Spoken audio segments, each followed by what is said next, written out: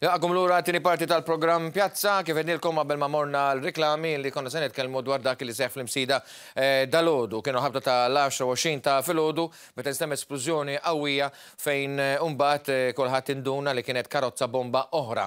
Din hija t-tieni darba din is-sena li seħħet esplużjoni f'karozza permezz ta' bomba u li ħallet vittma u din id-darba huwa raġel ta' 41 sena minn Florjana, Romeo Bone li għandu wkoll karriera ta' kriminalità, però daqstant il-fatt huwa li huwa kriminal ma jfissirx li m'għandux jixwati jew jgħaddi minn din it-tip ta' passjoni għaliex minn dak li rajna wkoll mir-ritratti l-persuna huwa midrub serjament. Aħna informati wkoll li tilef saqajh tnejn. Anke bil-filmati jidher ukoll il-salvataġġ li kien hemm. Mill-filmati li qed naraw miġbudin minn One News naraw il-xena, ovvjament li kienet akkumpanjata wkoll minn traffiku qawwi peress li l-fatt li l-esplużjoni seħħet fil-ħin tal-10 u 20 ta' filgħodu fl-iktar post li jgħaddu karozzi f'kull ħin tal-ġurnata għaliex huwa arterja prinċipali. Nilqa' fl-istudju biex nitkellmu dwar dan il-fenomenu lil John Charles Ellul, kriminologu, l-professur Xavier Formosa, kriminologu ieħor. Sinjuri, grazzi tal-li lajtu l-istedina tagħna. Ovvjament konna naraw il-filmati ta' xena bħal dik illi donnat issir moda f'dan il-pajjiż fejn il-kriminalità, jiġifieri għax huma persuni li s'issa hemm tendenza li l-persuni jkunu mdaħla f'xi mod jew ieħor f'ċertu każi jew suspetti ta' każi u donna li hemm gwerra għaddejja bejn dak li jsejjaħ bħala l-underworld. X'opinjoni formajtu, John? Nsellimlek u dak kollha li qegħdin isegwu dan il-programm. Wieħed irid joqgħod attent qabel jifforma l-opinjoni fuq sitwazzjonijiet bħal daw il għaliex ma nistax nagħmlu assunzjoni illi dawn huma relatati. Sewwa. Volder nitilqu bil-prinċipju illi dawn huma każijiet iżolati. Issa wieħed jgħid imma kif jista' jkun tajt li huma każijiet iżolati jekk it-trend hija illi dejjem hemm splużjoni f'karozza u it-target dejjem huwa xi ħadd li huwa ħanejdu hekk involut fid-dinja kriminoġenika. Vodri bħala puntu di partenza għandna żewġ paralleli, vodri wieħed irid jara żewġ affarijiet. Issa importanti li nibqgħu with an open mind.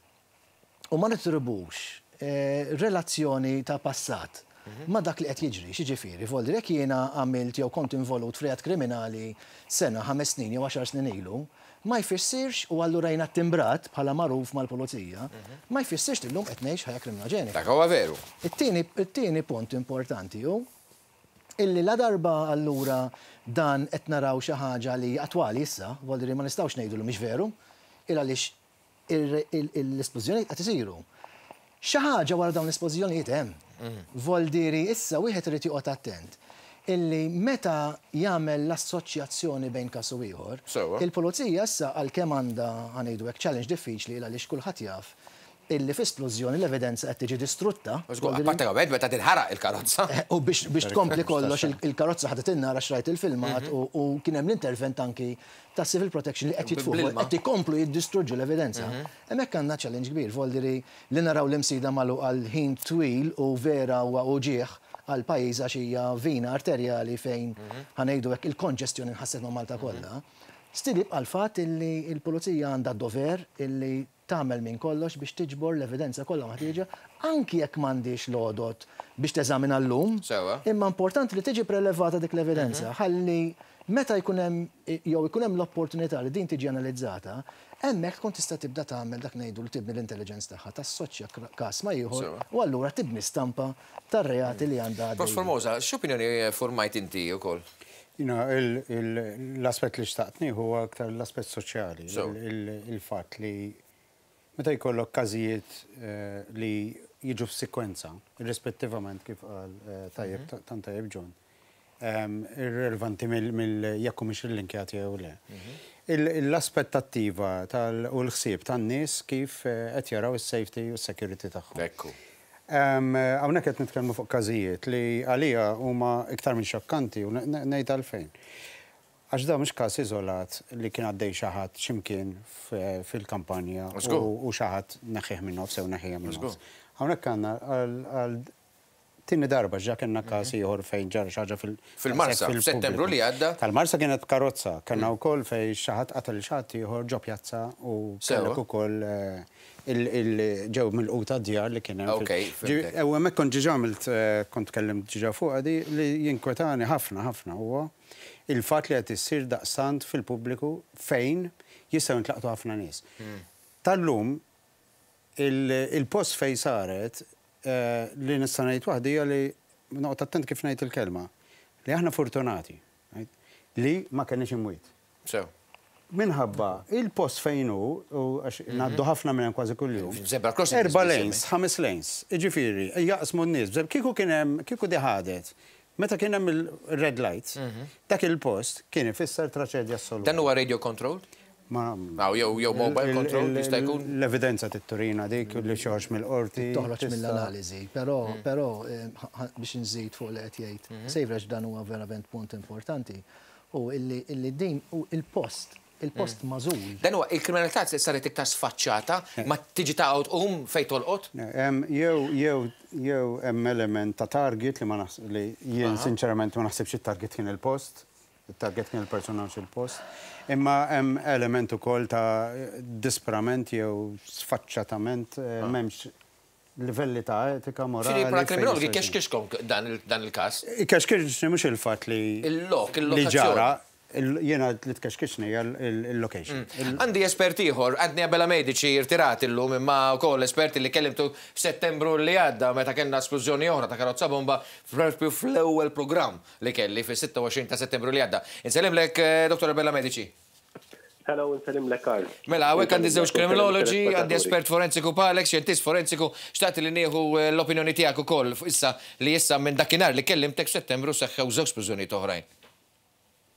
Sawa? Titkellem tini l-opinjoni tiegħek.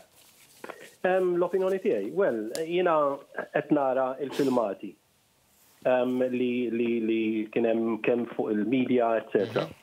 U għalkemm jibniex iżjed ovvjament li 6 snin issa rtirat. Notajt, pereżempju, li il-left front side tal-karozza huwa missing. Tar bl-esplużjoni, in-naħa tax-xelluk tal-karozza. Il-bonnet però ta' quddiem mhux elevat. Dan ifisser li għalkemm il-bomba kienet taħt il-karozza probabbilment il-magna u x-xassi tal-karozza ixxildjaw il-bonnet milli jinfetaħ il-fuq. Però kien biżżejjed biex jimbotta on the side għax l-explosion, il-blast tal-explosion irid joħroġ minn ximkien. Allura, ju joħroġ minn the least point of resistance. Allura, hemmhekk isib il-postijiet. Is-saqaf tal-karozza fuq in-naħa ta' wara jidher li slightly elevat, li tidher li allura il-blast ġie minn quddiem għal wara. Dawn huma affarijiet li wieħed tinnota minn l-informazzjoni li jkun hawn. Il-fatt li l-passiġġier li l-persuna li kienet issuq ġiet feruta serjament fiż-żewġ saqajn iżda ma nqatlitx, tidher slightly different mill-żewġ każijiet l-oħra li kellna ta' qabel.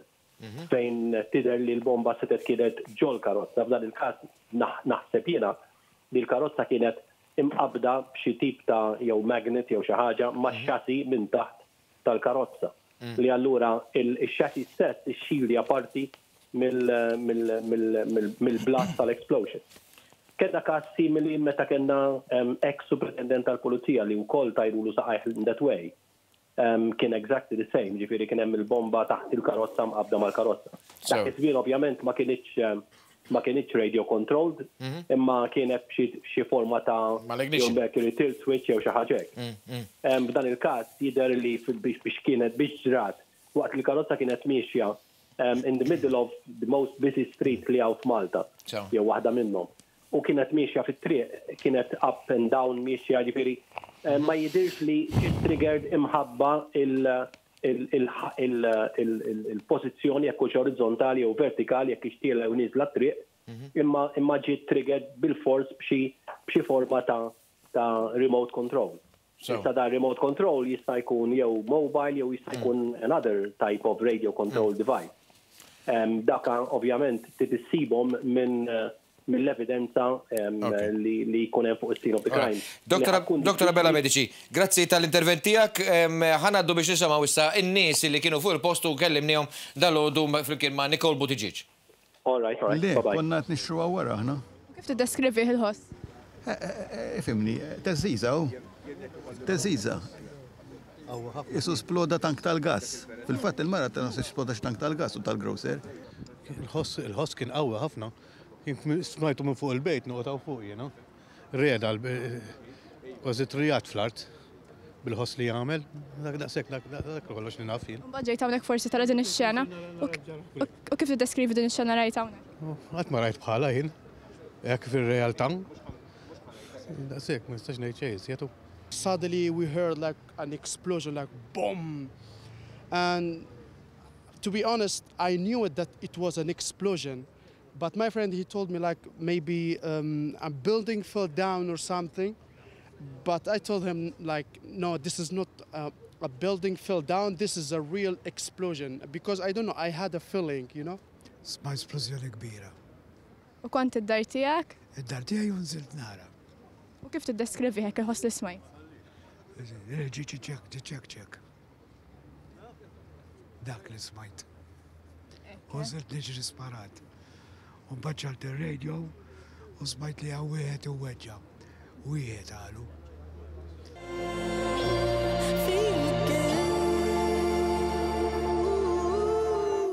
John, u prof, staqt nisaq, dan huwa xogħol it Maltija, barranija, tistgħu tiddistingu mill-istil? Di isa il-common discourse ta' triq ħanejdu hekk. Wieħed ikun prosontuż biex jgħidaw l-affarijiet u ngħidlek il-għaliex biex tgħidhom irid ikollok xi ħaġa fatwali. Aħna nużaw dak li huwa inductive reasoning u dak li huwa deductive. Id-deductive ġej from factual facts. Biex inti tgħid xi ħaġa u anki fl-investigazzjoni tkun ibbażata fuq fatt. Mux ma sax tkun conjecturing tgħid għax jista' jkun jew għax hekk tidher li hija xi mafja Taljana, wadri wieħed irid joqgħod attent meta jispara dawn it-tip ta' affarijiet. Fil-verità. Saqajk mal-art tkun. U iktar minn saqajk meta tkun fatwali, l-evidenza tittieħdok biex inti tgħid xi ħaġa hekk, altrimenti m'għandek l-ebda raġuni. Prof, inti l-istess opinjoni? Fej jitlu daw l-affarijiet dejjem ngħid ħallu l-espert joħroġ bir-riżultat tiegħu għax iktar ma nispekulaw fuq da speċjalment f'dal każijiet, iktar naħseb nagħmlu ħsara. Fuq telefon għandi lil Jonathan Borch li huwa fotografu tal-Gazzetta The Malta Independent li kien fost l-ewwel li waslu fuq il-post u li ġibet ritratti spettakolari għal dak li għandu xaqsam ma' fotografija titkellmu da, jiġifieri biex ma nagħudux ngħidu għax qed ngħid spettakolari fuq traġedja, imma dak li xaqsam ma' fotografija l-kontenut tagħhom jirrakkontaw storja weħedhom. Jonathan, insellimlek. All right. Jonathan, spiega li ftit, kif wasalt fuq il-post, sibtu rajt? Mela, jena... Qed naraw ukoll ir-ritratti tiegħek għaddejjin. Mela, jena kont fair coverage dak il-ħin, kombinazzjoni, kont airsart, u f'daqqa waħda nisma' l-iffużjoni dak il-ħin jiġifieri, kollox live. So. Kont airsart, batt il-karozza, mort mal-ewwel hemm, ħanuħu ritratti minni. Kont jisni nirtod biex nuħu dawk ir-ritratti kollha, għax jisi kollox live. Is-soltu nkun bil-kontra, l-ewwel isir inċident u x'ismu, ma darba kollox live right jena. X'laqtek l-iktar minn dawk inti mill-lenti ta' fotografu, inti taqbad il-viżwal ta' storja ġo ritratt. L-iktar ritratt li joqtok jew laqtek minn din ix-xena kollha li rajt. Tal-karozza taqbad l-iktar xi ħaġa li mhux ħassib bħala, tifhem għax kont qiegħed dak il-ħin hemmhekk jena. Dak huwa hija kien kollox xokkanti ġifieri għax qatt ma rajt bħala. Mill-ritratti li rajt, battu kol il-vittma għadu fuq il-post, għadu ma teħiex l-isptar. Eżatt, kien il-vittma dak il-ħin ukoll u kien hemm il-pulizija, nalla kienu huma ġifieri għax jgħinu għamlu kollox huma, ġifieri għal daqshekk kien hemm xogħol veru tajjeb. U l-ambulanza ġiet mal-ewwel ġifieri kollox mal-ewwel kien hemm ġifieri. Grazzi ħafna Jonathan Borch, fotografu ta' The Malta Independent. Profs. Iktar fejn forsi xtaqt naqra d-diskussjoni iktar mill-fatt innifsu x'ġara. Sewa. Huwa il-reaction soċjali. U nixtieq nagħmel appell naħseb hawnhekk dejjem nagħmel. Mela jara. Li bażikament ħafna minn nies għandna nersqu paslura, speċjalment dak li għadna kif rajt issa minn kemm l-isqarrijiet u kemm attakki fuq il-pulizija mill-partiti politiċi. Qed ngħidha għal raġuni waħda għax flok immorru pass il-qoddim li ngħinu anke biex insolvu dal-problemi u daw l-issues. Naħseb qed nafġu iktar wieħed wara l-ieħor. Naqbel 100%, anzi, nieħu l-opportunità li nsellmu lill-Korp tal-Pulizija għaliex dawn jinvestigaw, mhux faċli tinvestiga dawn l-affarijiet. L-ewwel qed għandek l-omertà, ġifieri kulħadd sieket, ħadd ma jaf xejn għax konvenjenti li ma jafu xejn. U t-tieni ħaġa, meta jkollok każ bħal da, speċjalment splużjoni bħal di fejn l-inqerdet l-evidenza minħabba l-fatt li l-karozza ħadet in-nar. U t-tieni intefa' l-ilma biex jintefa' għax ovvjament ma tistax ħalli n-nar jaqbad. Daw iridu jabdu issa l-istorja kollha tal-persuna, jaraw ma minn kien l-aħħar, dawn huma kollha affarijiet illi ovvjament trid il-provi biex tasaq l-qorti. Il-punt li naħseb jridu nagħmlu u Ġoni naħseb jaqbel miegħi huwa l-fatt li fejn rridu nieħdu anke l-Korp tal-Pulizija.